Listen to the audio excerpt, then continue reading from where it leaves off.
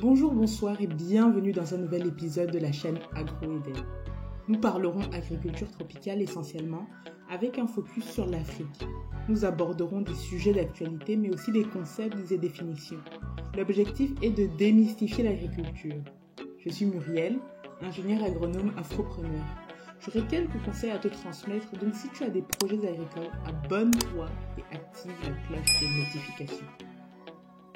Aujourd'hui, nous allons parler de la 3e zone agroécologique du Cameroun et les opportunités agricoles dans cette zone. Pour rappel, le pays a été découpé en 5 zones agroécologiques afin d'identifier les cultures les mieux adaptées dans chaque contrée pour réduire la vulnérabilité des populations face au changement climatique. Une zone agroécologique est une partie de territoire caractérisée par un type de climat, des caractéristiques de sol, de relief et un éventail de cultures à mettre en place. Dans les précédentes vidéos, nous avons évoqué la zone 1, zone soudano-sahélienne, la zone 2, zone des hautes savanes guinéennes.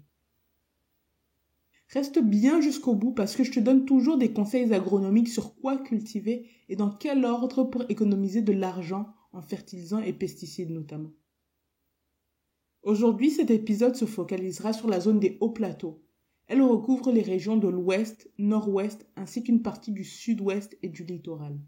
Sa superficie est la plus petite des 5 zones. Elle est d'un peu plus de 31 000 km². La pluviométrie est entre 1500 et 2000 mm par an. En termes de sol, cette zone renferme les terres les plus fertiles au Cameroun, la rendant propice à de nombreuses activités agricoles.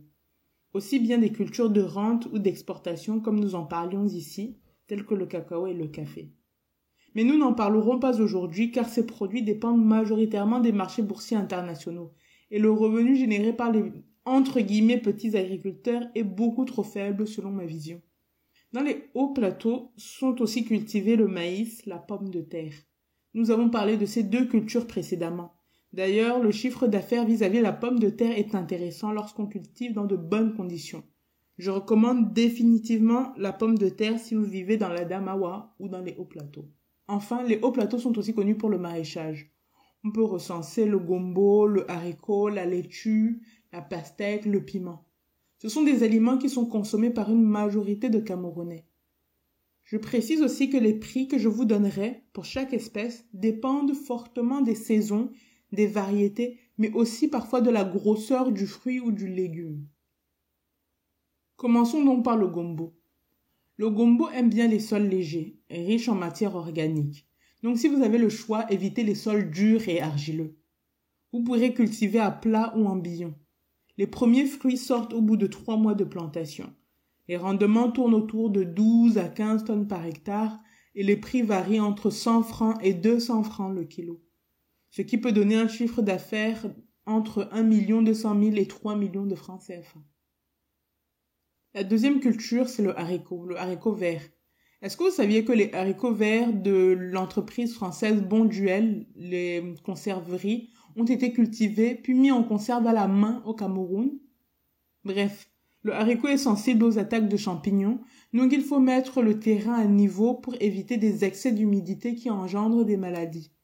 Dans d'excellentes conditions, avec une bonne variété, les rendements peuvent aller jusqu'à 7 tonnes par hectare. Dans des conditions assez communes, les rendements peuvent atteindre 800 kg jusqu'à 2 tonnes par hectare. Et les prix sont en moyenne de 650 francs, ce qui fait donc un chiffre d'affaires de 520 000 francs jusqu'à 1 300 000. La laitue est la 3e culture. L'avantage avec la culture de la laitue, c'est qu'elle dure 1 mois avant d'être mature pour la vente.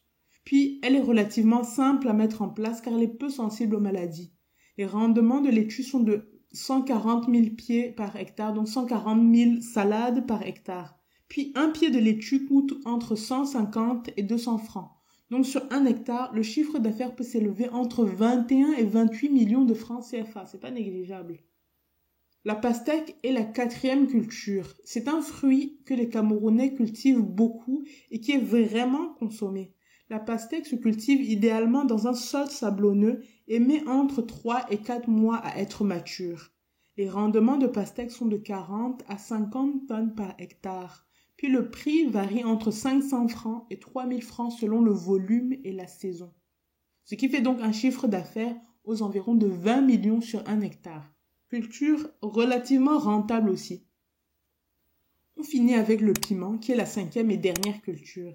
Elle est très populaire au Cameroun parce que le piment est effectivement beaucoup consommé, mais aussi pas mal cultivé car supposé vraiment rentable. Le piment est une espèce sensible et quelque peu exigeante en éléments fertilisants pour obtenir de bons rendements. Il faut donc avoir un sol riche en éléments fertilisants. Une fois que la culture est implantée, il faut s'assurer qu'elle reçoit un bon arrosage et veiller à l'attaque des maladies qui peut être vraiment rapide et mettre à mal le champ de piment. Le cycle de production du piment dure entre 3 et 4 mois selon les variétés. Les rendements peuvent aller de 3 tonnes jusqu'à 15 tonnes par hectare. Puis le chiffre d'affaires varie donc entre 600 000 francs par saison agricole à 6 millions quand on est bien accompagné et que toutes les bonnes conditions sont réunies pour cultiver.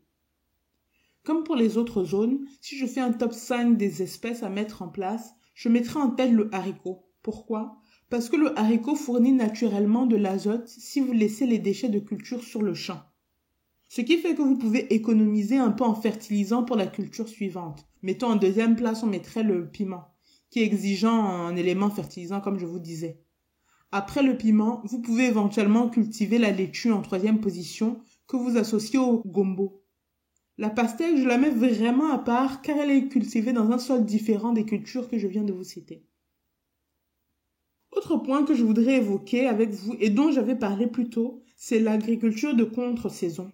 Pour qu'elle soit vraiment rentable, elle demande vraiment une bonne organisation et de bons équipements. Bref, c'est un investissement dans tous les sens du terme, en énergie, en temps et en argent. Je pense notamment à l'irrigation. Elle est importante en contre-saison. Selon votre budget, le relief de votre champ, la source en eau que vous avez, il faut adapter le mode d'irrigation. Si vous ne savez pas comment faire, quel équipement avoir ou quelle culture mettre en place, demandez à un professionnel pour vous éviter de perdre votre argent et votre temps. Sur ce, on se retrouve très prochainement pour un épisode dans la 4e zone agroécologique en forêt monomodale. N'oubliez pas d'aller me suivre sur les réseaux sociaux, Facebook, Instagram, Twitter et Spotify. Merci beaucoup pour votre écoute. Prenez soin de vous.